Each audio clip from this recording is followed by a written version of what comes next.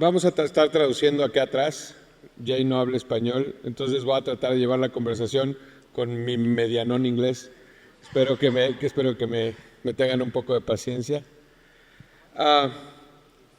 For me and for this summit, it's an honor to have you here.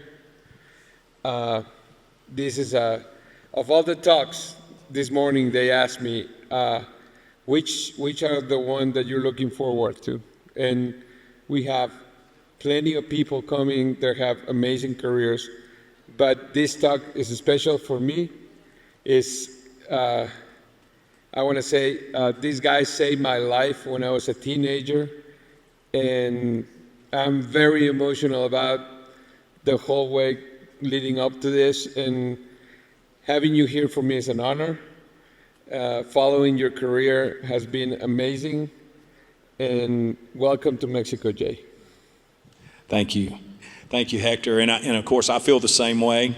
I don't know if Hector would have always said that about me. When I was coaching him in high school, I'm sure that, and he was probably glad that I did not know much Spanish, because he was probably saying some bad words about me under his breath because I was very hard on him.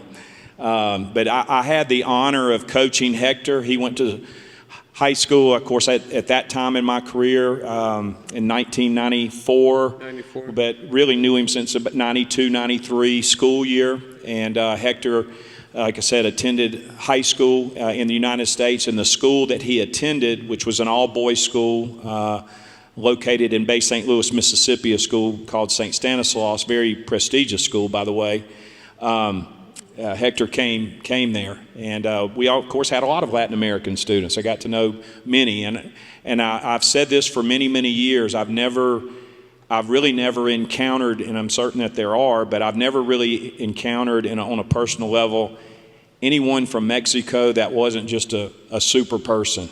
And I have great respect for not only this country but this culture and the way y'all's philosophy and the way you go about things. So I'll say this, I appreciate Hector's kind words, but I'm very honored to be here with you today, and hopefully whatever we can share will be beneficial to you. So thank y'all so much for having me here. Coach, it's been a journey to Division I basketball. I mean, like we were just talking about, 1994, you were coaching an all-boys high school team in a little small town in Mississippi. And we weren't real good. I think we weren't good at all. Anyway, now Division I. How many Division I coaching jobs there are in the States? They are give or take one or two, because a couple of schools are transitioning into Division I. There are about 352. So you accomplished the feat from going from high school to Division I. Why don't you tell us a little bit about that?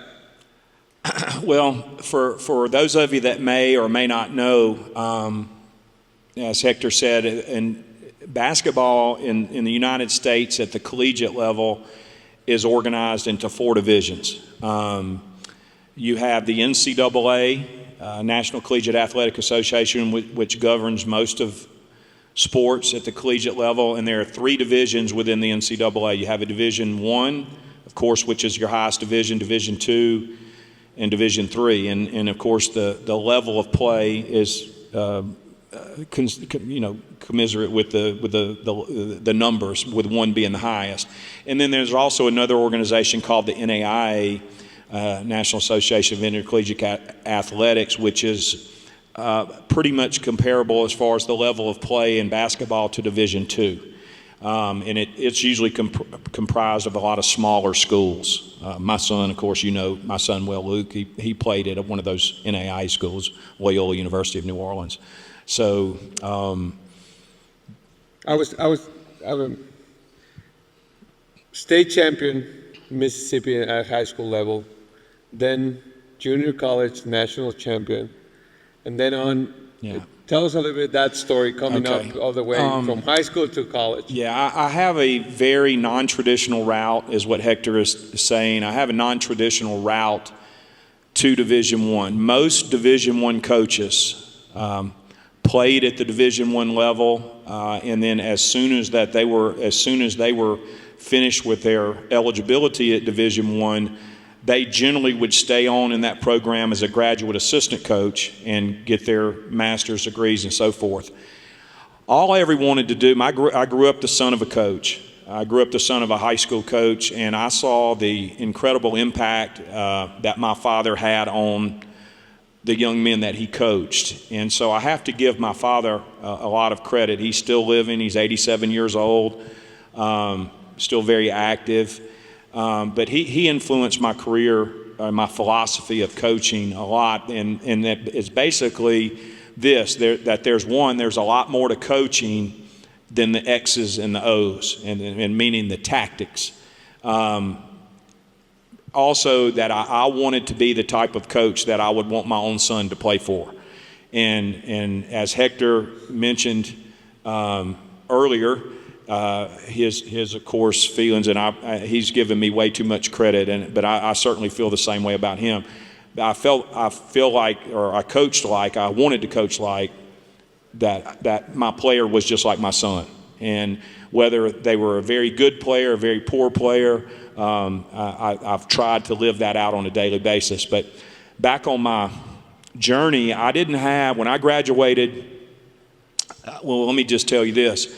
My degree is in biology pre-medicine. And you wonder, like, well, what are you doing? What are you doing coaching basketball? I knew from the time that I was just a little fella in the second or third grade that I wanted to coach, because I wanted to be like my dad. And I would see constantly this stream of older men at that time. Of course, I'm in the second or third grade and growing, of seeing this stream of men always calling the house to visit with my dad, coming by the house, still referring to him as coach. And it just struck me how much impact that he must have had on these men at that time who were older in life, that he had coached, of course, back at the high school level back in the 60s, 1960s himself. So I never had this dream myself of being a Division I basketball coach. And I just simply wanted to coach basketball. I wanted to have an impact. When I graduated from college, one of the hardest, so the last thing that my dad wanted me to be was a coach. The last thing. I mean, to the point that it was very stressful on me to have to eventually tell him that I was going to coach. At the time, right when I graduated from college, because I was a pre-med major, I made my mind up inside of me that I didn't want to go to medical school. And I did talk to my dad to try to soften the blow, so to speak, of my decision. And I said, Dad, I'm just not real sure. I've been working hard, playing basketball, going to school. I'm not really quite ready to go to medical school yet. And I said, I think I'd like to take a year or so to kind of discern my path forward. And so I took a pharmaceutical job. I made more money in the short period of time. They gave me a car. I was like, y'all give me a car? They gave me an expense account, but they made the mistake and they could have, I went to, y'all may be familiar with a company called Merck. It was Merck Sharp and Dohme back in the late 80s. And had a great job. I had a great boss. I was doing very well in the job. And but I knew what I wanted to do, and I had to follow the passion that I had. I had to. Money was not an object. Of course, sometimes I regret that decision, but because I was doing well financially. But the company made the mistake in assigning my territory to the Mississippi Gulf Coast, and when they did that, of course. To bring everything into context, the athletic director at St. Stanislaus High School was a man named Jerry Spell. Jerry Spell happened to be one of those men that had played for my dad. And after I would go to work every day, they of course, Coach Spell, I'd known Coach for a long time. He would invite me over to watch him practice and so forth, and that just made it worse. Well, just before a school year started, I had been with a pharmaceutical company for 3 years, doing quite well in their eyes. But my heart was somewhere else. And their coach, Coach Jenin Hector, at the time was a severe diabetic, and he had to get out of the craziness of the coaching world, and because of his diabetes. And Brother Paul Montero, one of the brothers, Catholic brothers that ran that school, called me. I happened to be in Houston, Texas at the time doing some training. And this was for any of y'all are all young looking, but for any of you that are old as my age, you remember in the hotel rooms, it was before cell phones, you would come into your hotel room, they'd have the little red dot on your phone, and you'd have to call the front desk and they would give you messages. I had a message from Brother Paul Montero from St. Stanislaus. Of course, I have no idea what's going on. And this is, I think, why you have to be open and how the Lord leads you, to be honest with you, into your path. But Brother Paul had run me down, had called that hotel, asked me when I was going to be coming home, and he would like to speak with me. And now, again, keep in mind that I'd had a very good job. My dad, who is a very stern man, a typical basketball coach from his era. There were no black and white, very stern, very disciplined. There was really no discussion about what you were going to do. And he did not want me to go into coaching, because coaching at the high school level in the United States is very challenging, and you work 100 hours a week and you get paid about 5. And then if you go to a Catholic school, it's even less than that, because they'll squeeze every bit of money they can out of you. But anyway, Brother Paul calls me. He's a man that I have great respect for to this day. Asked me when I was going to get home. I told him in a couple of days. He said, "Can you come down here and meet with me?" And literally, when I went in to meet with him, he said, "Coach, I want to talk to you about.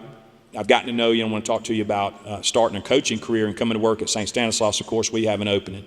And I said, "Well, how much, brother, does that job pay?" Of course, he told me, and it was literally like about a fifth of what I was making at the time. But I didn't care, and he said, "We want to offer you the basketball job," and I was going, "Yes, but we also need you to teach chemistry, and we need you to coach junior high baseball and junior high football at the same time," which of course makes it a 365-day-a-year job. And I was so happy that I got that job. Then I had to realize, I said, "Oh no, I'm gonna have to go tell my dad I'm giving that good job I have up."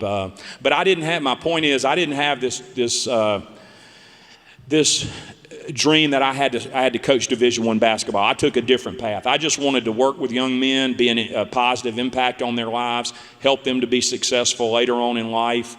If I could somehow impact that, I loved every minute of what I was doing. Worked hard. I look back now and go, gosh, I don't know how I was able to hold up, but I was young and highly motivated, passionate about what I was doing. And but again, I never had this, hey, I've got to coach Division I, and I just wanted to do the best job that I could. I stayed at that same school for 20 years. I had numerous opportunities to leave for college positions, assistant positions. I started out, by the way, as a head coach at the high school level, which was very odd at that time. But I took the position in high school, stayed there 20 years, and then we were able to build a very successful program. Had a lot of great young men like Hector that I was able and honored to coach. We were pretty bad. Well, we were bad to start. We were the first team. We were bad when we started, but we weren't bad when you finished. I'll say that. And we became one of the top programs consistently in the state of Mississippi, which is where the school was located. After 20 years, I had an opportunity to go coach in junior college at Jones Junior College. And in a junior college, and if you're not familiar, would they be familiar with a junior college is? A junior college is a 2-year school, of course, just in between a high school and a 4-year school. And no team from Mississippi, the state, Mississippi has a very strong junior college system. And no basketball team in junior college level in Mississippi had ever. The Jones team that I went to Jones Junior College to coach, the Jones team had never even been to qualified for the national tournament. And certainly no team in Mississippi had ever won the national championship. So, and you say, well, why did you take that job? I'd been there 20 years, loved every minute of it, but it was something about, to be honest with you, the Lord telling me that that's going to be a great, you need to consider it. And I felt like after 20 years of being at one place, maybe I needed a different challenge. Put it in the hands of the Lord, and we were very fortunate in my second year there to win the national championship. We could, for the first time in school history, get there, and the second of all, win it. Had a great group of young men. I give them all the credit. Because we won the national championship, which was, of course, very prestigious, the night that we won it, I got a phone call from the athletic director at Southeastern Louisiana University, which is a Division I school, a low Division I, and basically asked me the same thing that they had asked me, Brother Paul had asked me, Coach, when are y'all getting home? I said, we'll be home on Monday. He said, Coach, can I call you Monday morning? We won't play it on a Saturday night. He said, Coach, can I call you on Monday morning at 8 o'clock Monday morning? He called. And within a few days, I had been offered a Division I job. So within 2 years, I had gone from being a head high school coach to a junior college coach, and now a head coach in Division I. And I mean, it's when I look back, I just am like blessed on how all that really came to be. And we were able to take a program that was down on its luck, after a couple of years become very successful at Southeastern Louisiana, and then I had an opportunity to go after 5 years at Southeastern Louisiana to go to University of Southern Mississippi, which is now is a mid-major power and has a great athletic tradition. And of course, that's actually where I went to school. So I'm not only blessed to be a Division I head coach, I'm also blessed in the fact that I played at Southern Miss, and I was able to go back to Southern Miss as the head coach. So very, very blessed. So, sorry, I hope I didn't get too boring on y'all to tell you that. That's a career. Yeah.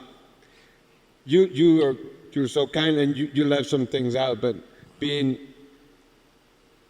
probably not everybody will understand how difficult that path that you just said is. Yes. That's why I started saying there are 300 jobs in the whole United States. They're very, very hard to come by. Yeah, and they're even harder to keep. And you're only one bad season away from asking y'all for a job down here. Giving some context to this is a very difficult thing to have, and you talk about the resilience and the staying with it, and taking the money out of the equation and following your path and your dream. Of course, Division I jobs are better paid than high school jobs now, and the skills that are required to manage or to coach a very successful team, and I mean successful not only on the court but off the court, because, like you said, most of your players graduate, and that's not something that's likely to happen. Well, to elaborate on what Hector's saying, one of the things that I'm most proud of is that, and this is tracked as a coach, you get held accountable for these things. There is a numerical factor in our jobs that's called APR, or academic progress rate. And so if your team or your program scores less than 93.5 out of 100, and each player, you have 13 scholarship players, each of those players get 2 value points per semester. At the end of that year, it's calculated, and if your score, meaning that it's those 2 value points are based on eligibility and retention. So at the end of your first semester, there's 2 semesters, of course, in the school year. If there's end of the first semester, one of those players becomes academically ineligible, and or maybe you had to get rid of him off the team for whatever reason. So it's very critical you recruit high caliber, high character players. If your score goes below 93.5 out of 100, your school is financially penalized. And if it happens a second year in a row, your team is removed from eligibility for the NCAA tournament, which funds a lot of the schools. And it the University of Connecticut or UConn just won the last 2 national championships, but 5 or 6 years ago they weren't even allowed to be in the tournament because they did not have a high enough APR score. So it's something that's very serious. One of the things that I'm most proud of is that 100% of my players have graduated. Some of them kicking and screaming. Some of them you had to put your foot in their behind, like I did with him several times, to make sure that they got their academics in order. But we had 100. We've had my academic progress rate is 100, the highest it can be. So I'm very, very proud of that. And because some of the players that y'all probably know, the demographic of a basketball player most of the time is someone that is poor.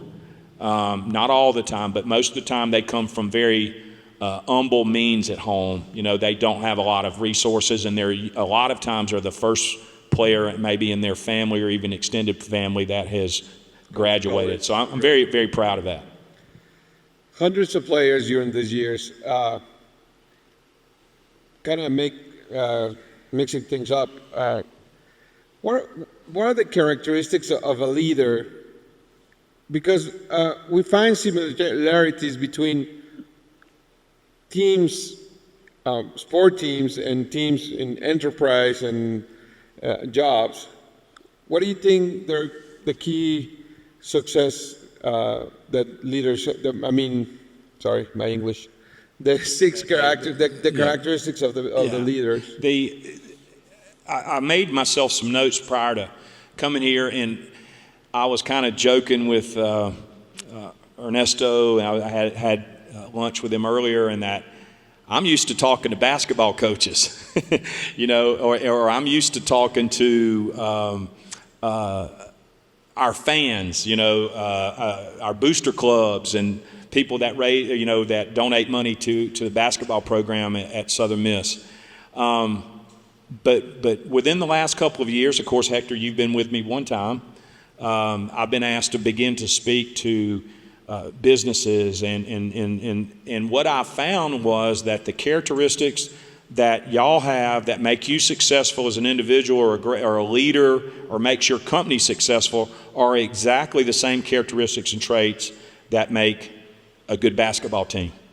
And I just over time these are my personal thoughts, not necessarily I've stolen them, I'm sure, from someone over time, but really from a wide range of people. But the 6 characteristics of successful leaders through my experience, it maybe be the first way to say it, is to have courage and resiliency. You know, they say, I used to tell our players, hey, if you get knocked down 7 times, you stand up 8. But I've kind of tweaked that a little bit over the years, Hector. And if you get knocked down 7 times, as you're standing up, take just a few seconds and say, why did I get knocked down? Because there's something to be said about being tough. And hey, you're not going to, you know, y'all may remember Mike Tyson, the great fighter. You know, I don't know how many times I would get up after he punched me. I mean, my idea would be to get up, but if I didn't change my strategy a little bit, I was just going to get knocked down the next second again. So I think you have to take a very quick second and analyze why you failed. Don't ever be afraid of failing, but why did you fail? Adjust, make it, and then stand up and let's go again. But I think that is one of the top characteristics, I think, of successful people. So having courage to get in the battle, and then of course being resilient. The second one is accountability. I think you have to take personal responsibility and be accountable, first of all, to yourself. When you make a mistake, those people that work for you, you can't be too proud and to try to not to try to blame it always on other people. Be accountable, but first of all to yourself. Take personal responsibility. And one of the neatest things that I always say is and I tell our players, we talk to our players a lot a course about basketball and tactics and strategy and how to be a better player. But we really talk to them a lot about these same things, about how to be a successful person. But and I tell them all the time, I'm big on being grateful, but 3 ways that you can fail at everything. I'm going to tell you what I think they are. There are 3 ways to fail at everything that you do. First of all, blame all your problems on somebody else. If you want to fail, blame everything that's wrong in your life and all your shortcomings on somebody else. That's number 1. Secondly, complain about everything. Nothing's good enough. It's always, well, we this or that, and complain about everything. And the third thing is to be ungrateful. Be ungrateful. You cannot be grateful and unhappy at the same time. If you think about, you cannot be unhappy and grateful, or grateful and unhappy, it doesn't work. If you wake up every morning and you're grateful for what you've been blessed with and what you've already been given and the opportunity that you've been given, whatever it may be, you can't be unhappy. It doesn't work like that. So be grateful and be unhappy. Third, so courage and resiliency, accountability. Third is passion. In my simple life, I had a passion for coaching. I still have a passion for coaching. I'm going to die with a passion for coaching young men, and your passion is your calling. And only those of you, Emmanuel Acho said that only you know the pure passion that burns within you. And again, in my experience, dealing with my dad who didn't want me to get into coaching at all, I had that passion inside of me, and thank goodness that I was able to follow that passion. Choose a career hobby that you love. Don't follow somebody else's dreams. And I know a lot of you wouldn't be here today. All of you have some type of dream. Don't follow somebody else's dreams. You got to follow your own dreams. I was guilty for 22 years. Not guilty. I didn't have any other choice. But till I graduated from college, and I had to forge my own way. But I was in the process of living someone else's dreams. And certainly if you have a passion for what you do, you won't work a day in your life. And I know y'all wouldn't be here today if this didn't resonate with you, I don't think. Fourth is positive thinking. Positivity. Be positive. Be happy. Smile. Make people enjoy being around you. I can tell you from my coaching career in college, with scholarships, I can dictate who's now on my team. I will not have a player on our team that I haven't already decided through the recruiting process that I dread being around. When I come out of my office every day and walk from my office down to the practice floor, I want to be around someone that I enjoy being around. We all know what that 1 or 2 bad people can do in your business or your office. They'll make things miserable for you and, of course, for everybody else around them. So be positive. Be a positive thinker. Brene Brown, y'all may have done some reading and be familiar with Brene Brown, but she said, each of you has a flame. The flame is your spirit. It's your soul. It's your light. Be the type of friend to others when their light's shining bright that is quick to say, your light is shining bright today. Surround yourself with positive people. Don't surround yourself with people who are going to blow out your light. And by gosh, don't be the person that blows out somebody else's light yourself. Okay? Gratefulness, another one. You can't be happy and ungrateful at the same time. And gratefulness and happiness breed each other. Last, and I added this 6th one on 2 years ago. Of course, we have a number of Latin American players at University of Southern Mississippi. We've had them. We've had players from Argentina. We've had Chile, Puerto Rico, and I kind of like when Hector was playing for me. I didn't know if they were cussing me or not. I still don't know if they're cussing me or not. They are a little bit. They are. But when I have to get on them, so they probably are. But one of the the smartest things I ever did was I hired my associate head coach. His name is Juan Cardona. He's from Puerto Rico himself originally. He and I got to be friends when he was coaching in high school in Miami. And then he actually coached in Mexico professionally for a number of years. Knows a lot about it.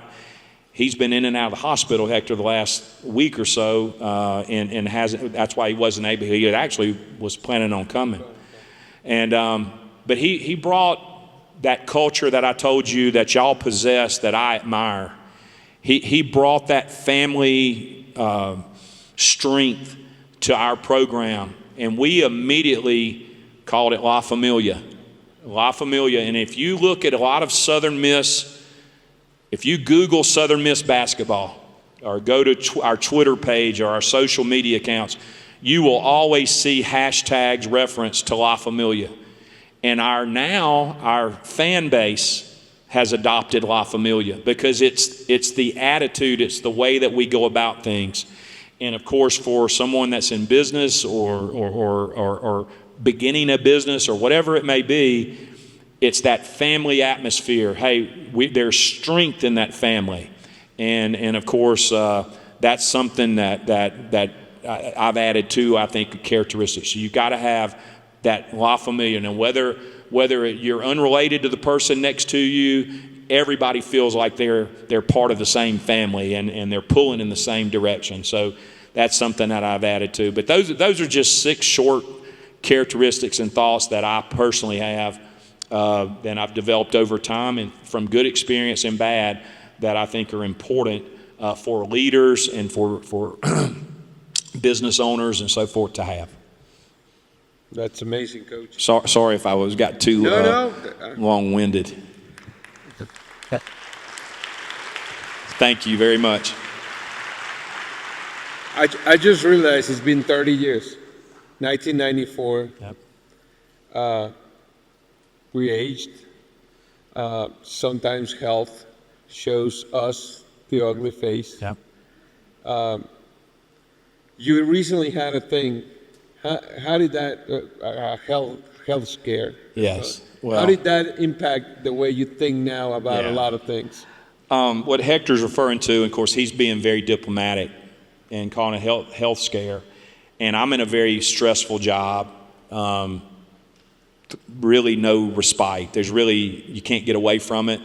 I love every minute of it, but you can't. But it almost cost me my life. And during February, which is right toward the end of the basketball season in the United States, our team was doing very well.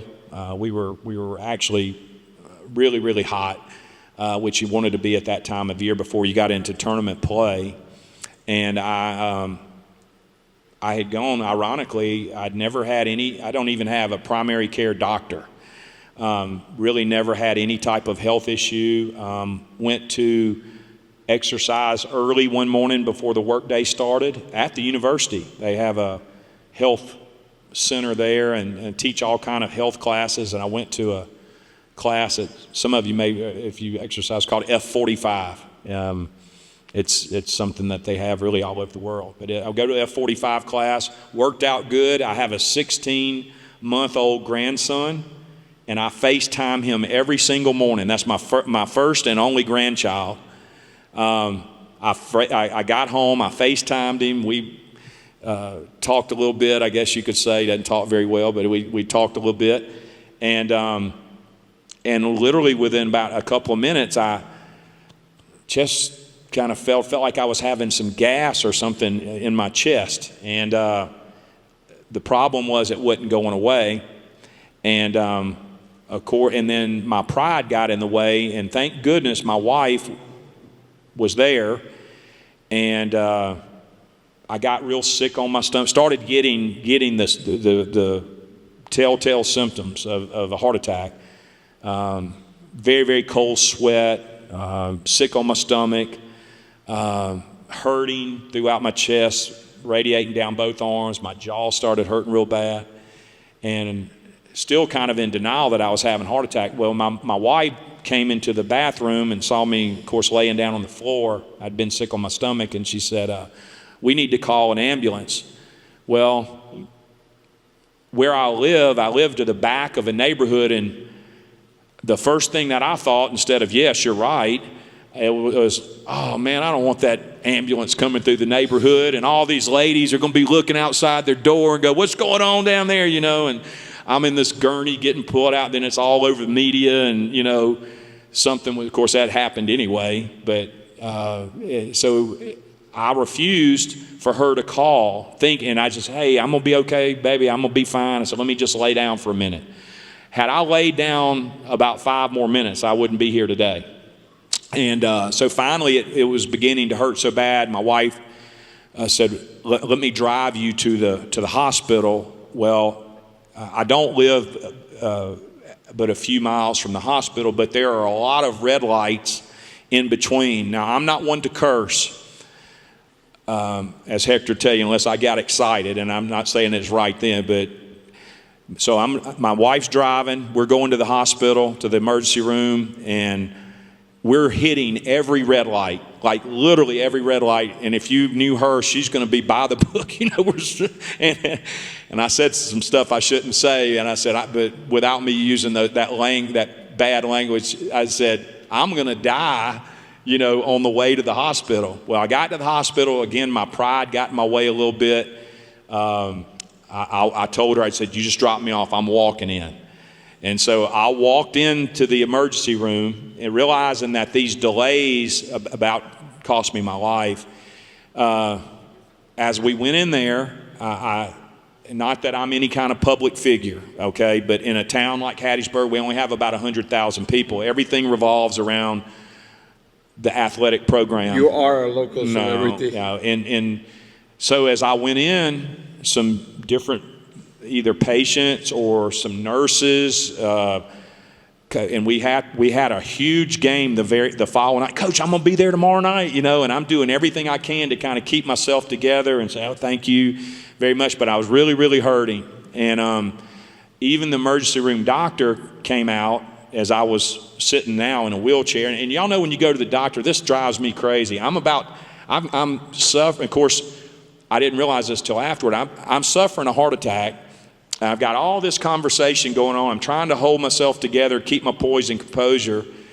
And all these people are saying, hey, Coach, how are you? What are we going to do tomorrow night? Are we going to be okay? And I've kind of course, made a joke that, this is not the truth. But, a guy comes up to, I'm telling the story over, the guy comes up to me and goes, Coach, are you okay? You have good? And you're like, no, I think I'm having a heart attack. Well, how's the team going to do tomorrow? That's all they really worried about. How's the team going to do? I could have died right then. Okay, how's the team going to? What are we going to do now? We're going to have a good team anyway. Coach died. Well, what about the team? And but so as I was in the emergency room right then, I did not know these medical terms. I went into VFib. With a V. I went into VFib, and if when you go into VFib, you have about 60 seconds to live.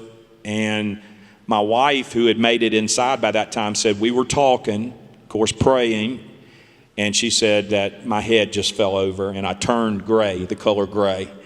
And anyway, the next thing I knew, I was not up, but coming out of surgery, and of course they had put a couple of stents. But had I stayed at my house just 30 more seconds and not gone directly to the hospital at that time, again, foolish for not calling the ambulance, because they would have come there and been able to take care of me there, I would not be here today. So I'm blessed to be here. Hector asked me to come down. I said, Hector, I don't think I can share anything with those good folks, but I am blessed to be here, and I appreciate y'all listening to my story a little bit. You are a local celebrity. I was down there a week after that, and he says nobody knows him, and you'll be driving around town, and every restaurant has this sign outside that says, "Get well, Coach." Yes. It was very humbling. I will say that. It was very humbling to go down the main street of Hattiesburg and to see all the signs of the restaurants and fast food places, and tell them to get well, and all the visitors. So, well, Coach, I would like to, si alguien quisiera hacer alguna pregunta Oh, I have like 5 hands there. Okay. Did you bring family? No. Because there's a lot of people raising hands there. Yeah. It's hard for me to see. So you want to just ask me the question? They'll ask and I'll ask you. Probably speak better English than I do.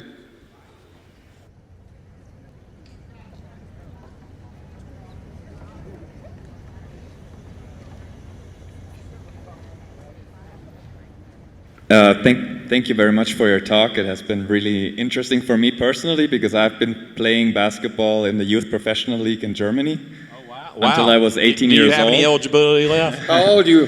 Huh? How old are you? I'm 30 years old, so I stopped when I was 18.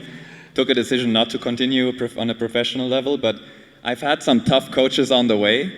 And basically my question here is, how do you, or what have you discovered or learned personally? Because what makes a good coach is to know when a player is struggling on a technical level or is struggling on a kind of emotional, personal level, and that's the barrier that's not allowing him to go to the next level or to fulfill what his potential, let's say. How have you developed a sense of understanding that in the players, in the right moment, when it's not a technical thing or when it is a technical thing, and take that right decision? I think that also for companies, as a leader or in a team environment, it's always important to have that sense between, is this a limitation of technical, like do I have to give more resources or more training on the technical side or more on the personal side?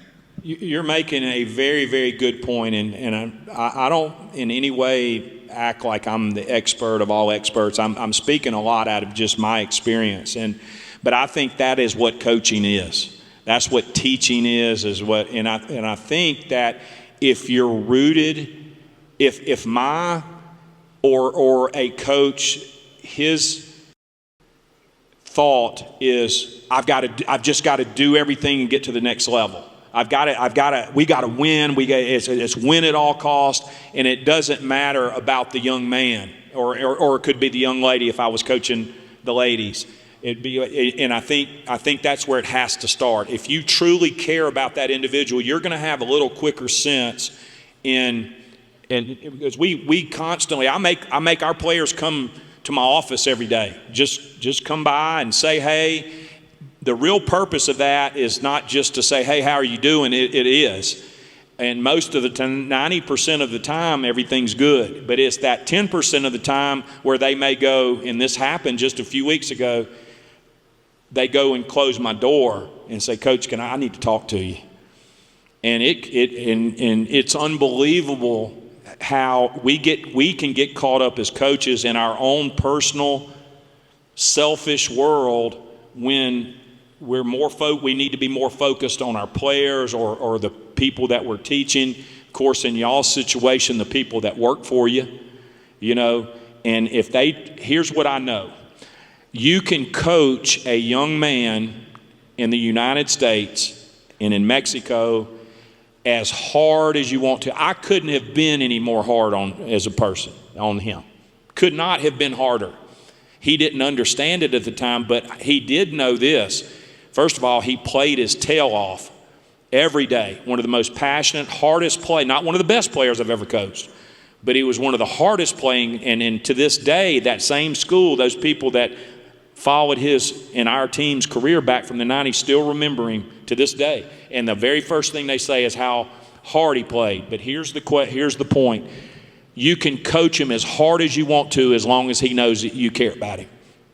And he will give you everything he has, or she will give you everything that she has in terms of effort and attitude. If they don't think you care about them, they will give you very, very uneven effort. And when you're not around, they'll give you no effort, and they'll resent you, and you'll never be able to have very much success. But when you sense something's wrong, if you truly care, like if I was talking to Hector just on the phone, if we were talking, I could sense something would be wrong with him if something was off kilter. And he's had some challenge in his own life, where he was off kilter. So they got to know you love them. And if they know you love them, you're able to know if that's a technical issue based on poor performance, or is it something else going on. think we had había otra pregunta detrás. Hey. Yeah, okay. Hi, Jay. My name is Jimmy. I'm a high-performance coach, and I work with high executives of companies, and I also was born legally blind. So in terms of sports, it was hard for me to play like any team sport, right? So today, as I said, I work with executives, but I also work with people who, with handicapped people, right? And in fact, I have a couple of Mexican sports records in mountain hiking, and I'm working with them. And as you might know, Mexico is going through some political stuff, and it's sometimes hard for me to motivate even the executive people and also the handicapped people. And in certain way, I've been doing some sports in order to be an example of motivating them. But my concrete question is, when you're losing a game, what kind of speech do you give to the players or something? Because I would love to hear from a guy like you. And by the way, congratulations for your story. It's an inspiring story. So I mean, it might be hard, but what can I say to people that right now are kind of depressed and have no experience? Because I can tell them my story, but I would love to hear like at least a draft speech from a coach like you. Thank you. Well, first of all, I admire you already for what you do. So that's awesome. Hola, Jimmy. Yeah. So, yes, great job. Some of the most proud moments, winning is not about the score. Winning is about the person doing the very best that they can, that they've prepared the very best they can, and they've given the best effort they can. In our society, first of all, let me back up on something. You mentioned y'all having a lot of political issues. You must not be watching any of the news in the United States, because it's ridiculous what we're dealing with. So y'all got it good. I don't know how bad you got it, but you got it way better than we do. In fact, I'm looking for some oceanfront property down here in Mexico as we speak, if y'all will have me. But some of the most proud moments I've ever had as a coach have been in defeat on the scoreboard. And some of the most disappointed times I've ever had have been in so-called victory on the scoreboard. When you knew you had a superior team, we didn't play well, didn't execute well, but we were just good enough to beat the other team because we had more talent. We lost that night. And Hector and them would come in the next day and, why is he all mad? What's he mad about today? I'm mad we didn't do the best we could. And I think there's an art to that at halftime, or of course post-game, or of course mainly the following day. Did we prepare as good as we could, as well as we could, I should say, poor English, as well as we could, and did we give our best effort? If we didn't do that, we didn't win, and it didn't matter what the score was. And I try to be very objective about that. And the same thing at halftime. There's sometimes at halftime where they need to have their behind lit into. Yeah, would they understand what I just said? Yeah. They would need to have their behind lit into, and there's sometimes if they're giving you everything you got, say, guys, y'all just. The translation was amazing. Y'all just, hey, you guys are doing. We're going to get at this. We're going to get at this half. Listen, and we spend the whole halftime just correcting technical, adjustments, making adjustments in our play. So I hope that answers it a little bit for you. Thank you. Let's have one last quick one, because we're really, una última muy rápido. I can take a couple. Heck, this may be up to you guys. We could stay here till 8, but we have somebody else coming okay. up All right. I'm sorry. I thought they put this time up like now. Oh, okay. Okay. Sorry. One more.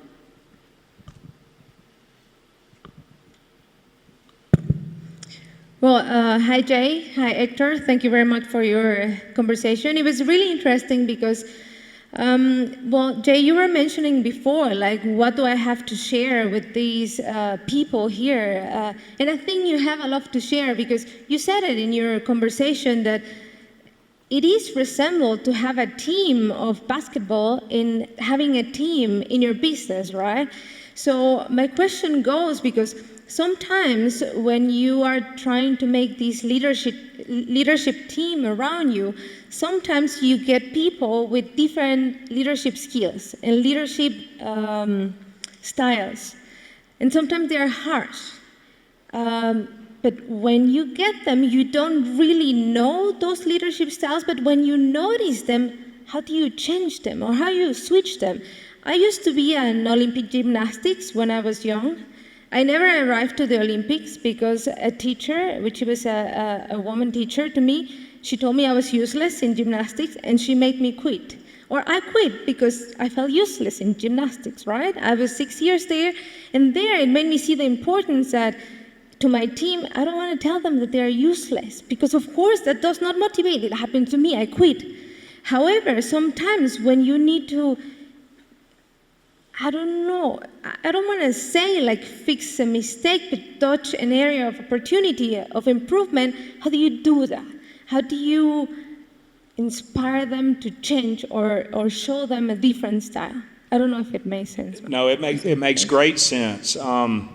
First of all, I think as leaders and managers, you're a manager, but you have to, I tell our coaches, I have a large staff. I've got 3 recruiting or what's called staff assistants. We have a graduate assistant, administrative assistant, director of operations, video coordinator, coordinator of scouting and analytics. So I have 10 or 11 guys that I coordinate on and lead on a daily basis that work for me. And first of all, I tell them all the time, I want you to make sure that we have candidness. And what was the man's name from General Electric, Hector, the famous guy, Welch? Jack Welch. Jack Welch talked about candidness. So I think we have to have candidness, even if it was negative toward me. In a staff meeting, we have candidness. I want Hector, if he was a coach, to come in and feel, and of course, if it was negative, we would fight. If it was personal, we would fight. But I want you to feel empowered to tell us what are ways that we can improve. What have I done wrong? I'm not perfect. Have candidness and encourage everyone to be able to give their opinion. But they have to understand that at the end of the day, you may have 5 opinions over here, 5 people on this side of a decision. At the end of the day, you're the one that has to make that decision. And the difference between an assistant coach or someone that works for you and you is they make suggestions, you have to make decisions. And in that decision, there bears a lot of responsibility to that. And but certainly encourage them. I will make them tell me sometimes, hey, what can I do better? The next day after we've taken a tough loss, hey, what could I have done better? But what I'm really doing is getting them to start talking. Hey, and some of the best ideas that you have come from those that maybe on the administrative organizational structure are lower than you are. So, but they have an incredible amount, and I think that's also a part of their growth. I encourage all my coaches, I don't want you to be an assistant coach for the life. We're preparing you to be your head coach one day. You're going to sit in my chair one day. So, Jay, they're about to pull us out the stage with a hammer. I'm sorry. That's all my fault. No. Thank you very much. Like I said, this is like come circle around for me. So thank you very much for being here. Well, Hector, I love you as a son, and thank y'all so much for allowing me to come down here. It's been a great honor. Muchas gracias. Muchas gracias. Invitamos a Pablo Cáceres, miembro del Consejo de Descúbrete Summit, a que pase al escenario para entregarle un presente, reconocimiento a Jay Ladner. Sí.